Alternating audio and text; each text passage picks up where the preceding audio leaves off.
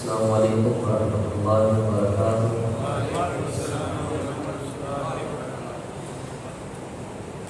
یا رب لک الحمد کما ينبغي لجلال وجهك وعظيم سلطانك، أشهد أن لا إله إلا الله وأشهد أن محمدا عبده ورسوله صلى الله عليه وسلم، أما بعد فأعوذ بالله السميع العليم من الشيطان الرجيم من همزه ونفخه ونفثه، بسم الله الرحمن الرحيم۔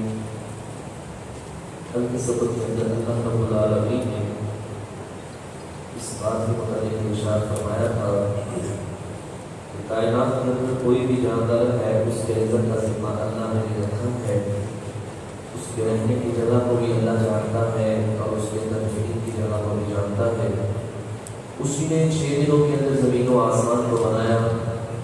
اس وقت اللہ کا عرش پانی کے اوپر تھا اور اللہ رب العالمین اگر کسی کو نعمت دیتا ہے تو پھر وہ اطرانے لگ پڑتا ہے، اور جب اللہ نعمت چھین لیتا ہے تو اللہ سے ناشکری اور برے ارادے کا خیال رکھتا ہے۔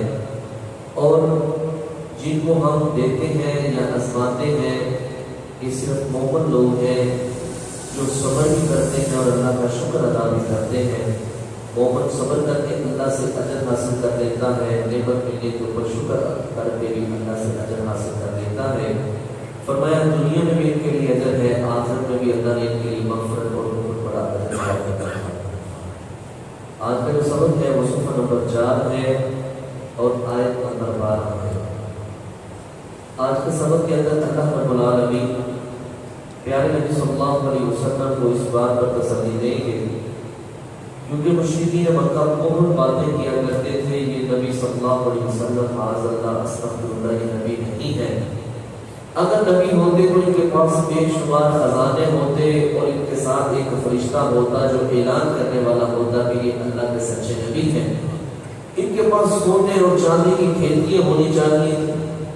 پھر قرآن پاک میں اللہ متعلق اللہ بات کریں گے یہ اعجاز اللہ کی طرف سے ہے، کسی عام انسان کو یہ چیز دیو نہیں دیتی اور نہ ہی اس کی اتنی طاقت ہے کہ اس جیسا کلام لے کے آئے۔ پھر دنیا کی زندگی اور آخرت کی زندگی کے متعلق اللہ مزید بات کریں گے، انشاءاللہ مزید بات ہم سب کے اندر پڑھیں گے۔ فرمایا فَلَعَلَّكَ، اللہ کے نبی صلی اللہ علیہ وسلم شاید کہ آپ تاریخ چھوڑنے والے ہیں بعد ما یوحیٰ جو وحی کی جاتی ہے الیک آپ کی طرف، وَضَائِقٌ اور تنگ ہوتا ہے بِهِ ان مشرکین کی باتوں کی وجہ سے، صدرک آپ کا سینہ۔ نبی صلی اللہ علیہ وسلم بہت پریشان ہو جاتے تھے کہ یہ لوگ کس طرح کی باتیں کر رہے ہیں، اور نبی صلی اللہ علیہ وسلم کے ذہن کے اندر یہ بات آتی کہ اس طرح اللہ رب العالمین فرما رہے ہیں کہ میں ان کو دعوت ہی نہ دوں، ان کو بلاؤں ہی نہ۔ تو فرمایا اللہ کے نبی صلی اللہ علیہ وسلم آپ مت یہ خیال کریں آپ نے اللہ کے دین کی دعوت کو نہیں چھوڑنا، یہ جو کہتے ہیں کہتے رہے۔ کہتے کیا ہے؟ این یقولوا یہ کہ وہ کہتے ہیں لولا کیوں نہیں انزل نازل کیا گیا علیہ اس نبی صلی اللہ علیہ وسلم پر کنز کوئی خزانہ، او جاء یا آئے معہ اس نبی صلی اللہ علیہ وسلم کے ساتھ ملک فرشتہ، یا تو فرشتہ ہونا چاہیے تھا یا خزانوں کے انبار لگے ہونے چاہیے تھے، دائیں بھی خزانے بائیں بھی خزانے، سلطنت عظیم ہونی چاہیے تھی۔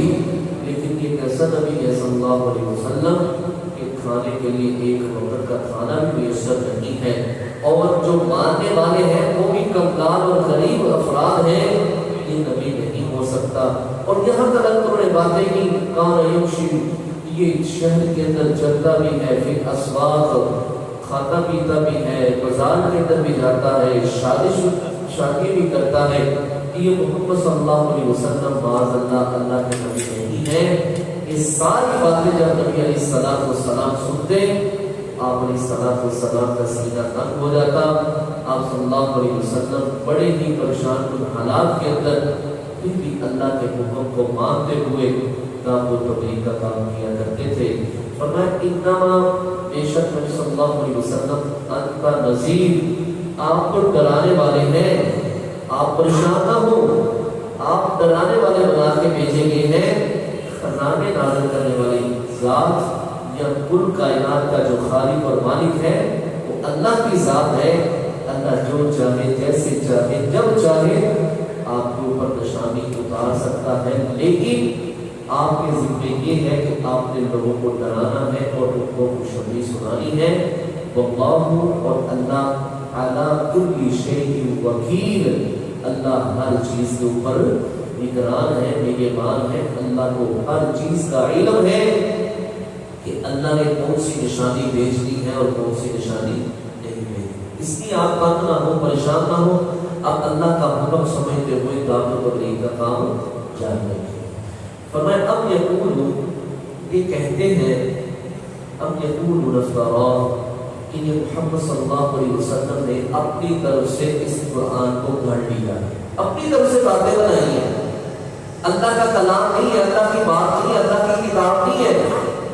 اللہ کہتا ہے چلو ٹھیک ہے، پھر وقت مان لیتے ہیں کہ یہ محمد صلی اللہ علیہ وسلم نے اپنی طرف سے بنایا ہے۔ چلو کل نبی اسلام کو پھر آپ یہ بات کہہ دیجئے، فَأْتُوا، پس تم لے آؤ، بِعَشْرِ سُوَرٍ مِثْلِهِ، اس جیسی 10 سورتیں لے آؤ، مفتریات، جو گڑی ہوئی ہو، وَادْعُوا، اور تم بلا دو، مَنِ اسْتَطَعْتُمْ، جن کی تم طاقت رکھتے ہو، مِن دُونِ اللَّهِ، اللہ کے علاوہ، ان کنتم صادقین، اگر تم اپنی بات میں سچے ہو۔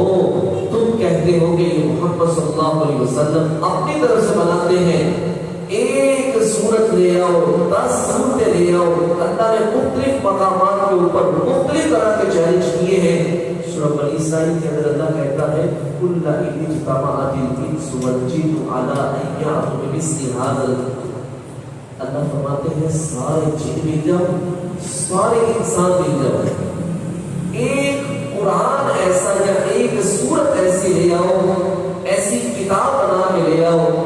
فرمایا تم سارے ایک دوسرے کے مددگار بن بھی جاؤ، لیکن تم کبھی بھی یہ کام کر سکتے۔ اللہ سورہ بقرہ کے ابتدا کے اندر فرماتا ہے فَإِن لَمْ تَفْعَلُوا وَلَن تَفْعَلُوا فَاتَّقُوا النَّارَ الَّتِي وَقُودُهَا النَّاسُ وَالْحِجَارَةُ أُعِدَّتْ لِلْكَافِرِينَ۔ اے کافروں اور مشرکین مکہ، یہ بات یاد رکھو، تم نہیں کر سکو گے اور ہرگز نہیں کر سکو گے کہ اس قرآن کے مد مقابل تم کوئی کلام بنا کے لے آؤ یا کوئی کتاب ایسی لے آؤ جو اس کے مد مقابل ہو، اس طرح کی صورتیں لے کے آ جاؤ، تم کبھی نہیں لا سکتے۔ لیکن میں اللہ تمہیں کہتا ہوں باز آ جاؤ، اس آگ سے بچ جاؤ جس آگ کا ایندھن انسان اور پتھر ہے، اور یہ آگ بھی کافروں کے لیے تیار کی گئی ہے۔ تو یہ اللہ کی واحد کتاب ہے قرآن مجید۔ اس سے پہلے بھی کتابیں نازل ہوئی ہیں، لیکن یہ اس قرآن کا اعجاز ہے کہ اللہ کی طرف سے معجزہ ہے، اس کا کوئی بھی ثانی نہیں ہے، اس کے مد مقابل کوئی لا بھی نہیں سکتا، اس قرآن کو کوئی بدل بھی نہیں سکتا، بدلنا تو دور کی بات ہے، اس کے زبر اور نقطے کے اندر بھی کوئی افراد فرق ڈال سکتا نہیں ہے۔ اور نبی اسلام فرمایا کرتے تھے لوگوں، اللہ رب العالمین نے ہر نبی کو ایک معجزہ دیا تھا یا معجزے دیے تھے، اللہ نے جو مجھے معجزہ دیا ہے یہ قرآن پاک کی صورت میں دیا ہے۔ الحمدللہ لوگ نبی چلے گئے، ان کے معجزے بھی ختم ہو گئے، میں اس دنیا سے چلا جاؤں گا لیکن یہ میرا معجزہ ختم نہیں ہوگا، یہ قیامت تک کے لیے انشاءاللہ یہ جاری ساری رہے گا۔ اللہ ہمیں یہ قرآن پڑھنے، اس کو سمجھنے، اس کے اوپر عمل کرنے کی توفیق عطا فرمائے۔ فرمایا فَإِن لَمْ يَسْتَجِيبُوا لَكُمْ، بس اگر یہ آپ کے اس چیلنج کو قبول نہ کریں، اگر آپ کہیں نا 10 سورتیں لے کے آؤ، یہ آپ کے چیلنج کو قبول نہ کریں تو فَعْلَمُوا، بس آپ کو جان لینا چاہیے اَنَّمَا بے شک انزل، یہ نازل کیا گیا ہے بِعِلْمِ اللَّهِ، اللہ کے علم سے، یہ اللہ نے نازل کیا ہے۔ نبی اسلام آپ کے ذہن کے اندر بھی شک نہیں آنا چاہیے یہ کیسے ہو سکتا ہے، کون اس کو بناتا ہے، یہ کس کا کلام ہے، میں اللہ کہتا ہوں تبارک الذی نزل الفرقان علی عبدہ لیکون للعالمین نذیرا. اللہ سورہ فرقان کے ابتدا کے اندر فرماتا ہے بابرکت ہے وہ ذات جس نے اپنے بندے محمد صلی اللہ علیہ وسلم کے اوپر کتاب کو نازل کیا تاکہ وہ لوگوں کو ڈرائے بھی اور لوگوں کو خوشخبری بھی سنائے. تو یہ قرآن اللہ فرماتے سیدھی بات ہے. اگر یہ چیلنج قبول کر لیتے تو ٹھیک ہے, اگر نہیں قبول کرتے تو سادی سی بات ہے پھر یہ کسی انسان کا قول نہیں ہے, پھر یہ اللہ کا کلام ہے. وَأَن لَا إِلَٰهَ إِلَّا هُوَ, اور نہیں ہے کوئی معبود برحق مگر اللہ. اللہ اکیلا وحدہ لا شریک خالق اور مالک ہے, اس کا ثانی کوئی بھی نہیں ہے. فَهَلْ أَنْتُمْ مُسْلِمُونَ, کیا اب تم مسلمان ہوتے ہو؟ جب تمہارے پر موت کا وقت آئے گا تب اسلام کو قبول کرو گے. اپنی زندگیوں کے اندر تم اسلام کو قبول نہیں کر پا سکتے. اتنے کھلے دلائل ہیں, اتنی کھلی نشانیاں ہیں, سب کچھ ہونے کے باوجود پھر بھی تم اللہ کا اور اس کے رسول کا انکار کرتے ہو, تو تم پھر کس وقت اسلام کو قبول کرو گے؟ فرمایا من کانا, جو کوئی یرید الحیات الدنیا, دنیا کی زندگی کا ارادہ رکھتا ہے, چاہتا ہے, وزینتہا, اور اس کی زینت کو چاہتا ہے, توفی, ہم پورا پورا دے دیتے ہیں, الیہ, انہیں, اعمالہم, ان کی جزا. اللہ یہاں ایک بات یہ سمجھانا چاہتا ہے, بعض لوگوں کا مطمع نظر یا ان کے ذہن کے اندر ایک ہی بات ہوتی ہے, صرف دنیا ہی دنیا. کوئی بھی عمل کرتے ہیں اس کے پیچھے دنیا کا مفاد ہوتا ہے, یہ مجھے دنیا مل جائے, یہ مجھے دنیا کی یہ چیز مل جائے. عمل بھی کریں گے, کوئی بھی کام کریں گے, پیچھے اگر ذہن ہے, نیت ہے, تو پیچھے دنیا کی زینت ہے, اس کا مال و متاع ہے. اللہ فرماتے ہیں نوفی الیہ اعمالہم, ہم ان کو ان کے بدلے دنیا میں پوری جزا دیں گے, پورا بدلہ دیں گے.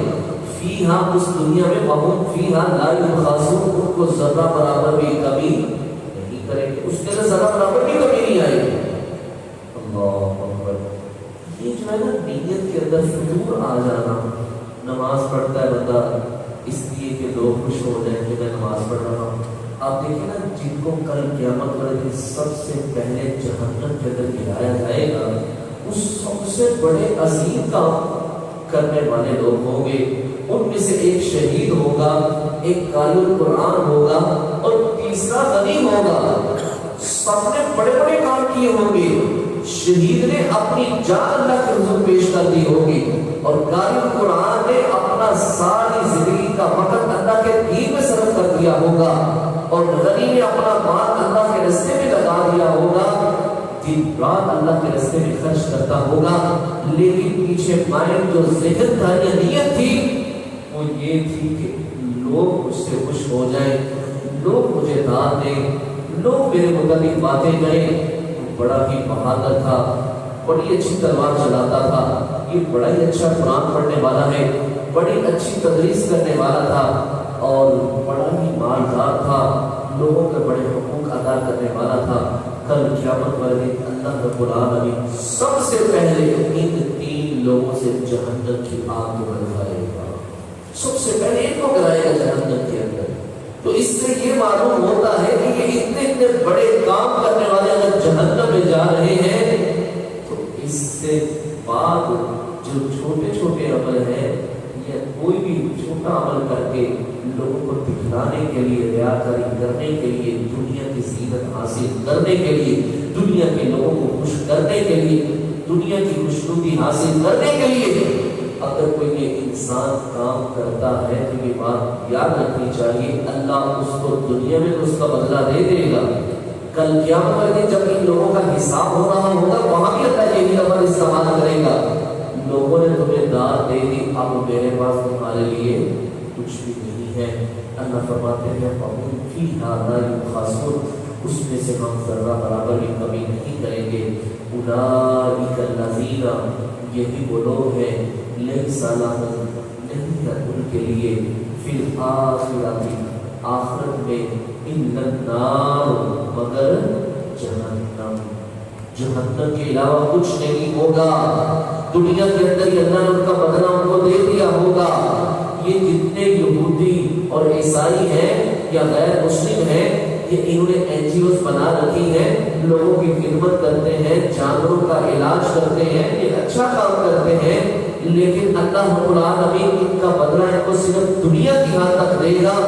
اگر کوئی مسلمان مومن نیک کام کرتا ہے، اچھا کام کرتا ہے، اللہ اس کا بدلہ اس کو دنیا میں بھی دیتا ہے اور انشاءاللہ آخرت میں بھی عطا فرمائے گا۔ لیکن اللہ فرماتے ہیں جب کہ کل قیامت والے دن یہ دنیا دار لوگ اللہ کے پاس پہنچیں گے جن کو صرف دنیا ہی چاہیے تھی، کل قیامت والے دن اللہ رب العالمین کے پاس ان کے لیے کچھ بھی نہیں ہوگا۔ ان النار، سوائے جہنم کے، من کان یرید الحیات الدنیا وزینتہا، جو دنیا کی زینت کو حاصل کرتا ہے اللہ کے پاس قیامت والے دن جنت کی صورت میں کچھ بھی نہیں ان کو ملے گا۔ وَحَبِطَ مَا صَنَعُوا، ضائع ہو جائے گا فیہا، جو کچھ انہوں نے کیا ہوگا، وَبَاطِلٌ، اور باطل قرار پائے گا، مَا كَانُوا يَعْمَلُونَ، جو بھی یہ دنیا کے اندر اعمال کرتے تھے، اللہ رب العالمین ان کا ان کو ذرہ برابر بھی کوئی بھی بدلہ نہیں دے گا۔ تو اس لیے میرے بھائیوں ہمیں یہ بات ذہن میں بٹھا لینی چاہیے، ہم جو بھی کام کریں اللہ کی رضا کے لیے کریں، اللہ سے خوشنودی حاصل کرنے کے لیے، اللہ سے اجر حاصل کرنے کے لیے، اللہ کی رضامندی حاصل کرنے کے لیے عمل کریں۔ اگر ذہن کے اندر فطور آ گیا، اگر شیطان نے یہ وسوسہ ڈال دیا اور نیت جیل ہو گئی، اللہ معاف فرمائے کہیں ایسا نہ ہو کہ جو عمل میں جنت میں جانے کے لیے کر رہا ہوں، اللہ نہ کرے کہیں وہ عمل مجھے جہنم میں ڈالے جائے۔ نبی اسلام نے فرمایا لوگوں میں تم میں سے سب سے زیادہ جس چیز پہ ڈرتا ہوں وہ شرک اصغر سے ڈرتا ہوں۔ صحابہ نے کہا اللہ کے نبی صلی اللہ علیہ وسلم شرک کا تو پتہ ہے، شرک اصغر کیا ہوتا ہے؟ فرمایا شرک اصغر یہ ہے کہ تم کوئی کام کرو اور تمہارے ذہن کے اندر شیطان یہ بات ڈال دے کہ اللہ کے بندے تو نماز پڑھ رہا ہے، تمہیں لوگ فلاں دیکھ رہا ہے اور لوگ دیکھتے ہوئے تمہیں داد دیں گے، ماشاءاللہ بڑا لمبا قیام کرتا ہے، بڑا لمبا رکوع سجود کرتا ہے، بڑی خوبصورت اچھی نماز پڑھتا ہے اور یہ قیام کو بڑھا دیتا ہے، سجود کو لمبا کر دیتا ہے۔ فرمایا یہ شرک اصغر ہے اور یہ بھی انسان کو جہنم میں لے جانے کا سبب بن جائے گا۔ آگے بھی پڑھنا تھا لیکن آیت لمبی ہے، انشاءاللہ ہم کل کے سبق کے اندر پڑھیں گے۔ آج کے سبق کے اندر جو سب سے بڑی ہم نے بات یہ پڑھی ہے کہ ہم نے جو بھی عمل کرنا ہے آخرت میں اللہ کی خوشنودی حاصل کرنے کے لیے کرنا ہے۔ اگر دنیا کے اندر ایسا ذہن بن جائے تو پھر فور اللہ کی پناہ کے اندر آنا چاہیے، اعوذ باللہ من الشیطان الرجیم پڑھ لینا چاہیے۔ اور دوسری بات، اگر دنیا اور آخرت کو اکٹھا ملا لیا جائے جس طرح نبی اسلام دعا کیا کرتے تھے، ربنا آتنا فی الدنیا حسنۃ وفی الآخرۃ حسنۃ وقنا عذاب النار، اللہ دنیا میں بھی بھلائی عطا فرما اور آخرت میں بھی بھلائی عطا فرما اور جہنم کے عذاب سے محفوظ فرما لے۔ لیکن اعمال کے لحاظ سے صرف عمل کرنا ہے تو صرف آخرت کے لحاظ سے کرنا ہے تاکہ اللہ ہم سے خوش ہو جائے، اللہ کی خوشنودی مل جائے، اللہ کی رضامندی مل جائے۔ جب اس کیفیت کے ساتھ انسان عمل کرے گا اللہ اس کا بدلہ دنیا میں بھی دے گا اور انشاءاللہ آخرت میں بھی دے گا۔ اللہ سے دعا ہے رب العالمین ہم سب کو اخلاص کے ساتھ اور خشوع و خضوع کے ساتھ اللہ اپنے حضور کی بات کرنے کی توفیق عطا فرمائے۔ آمین۔ سبحانک اللہم و بحمدک اشہد ان لا الہ الا انت استغفرک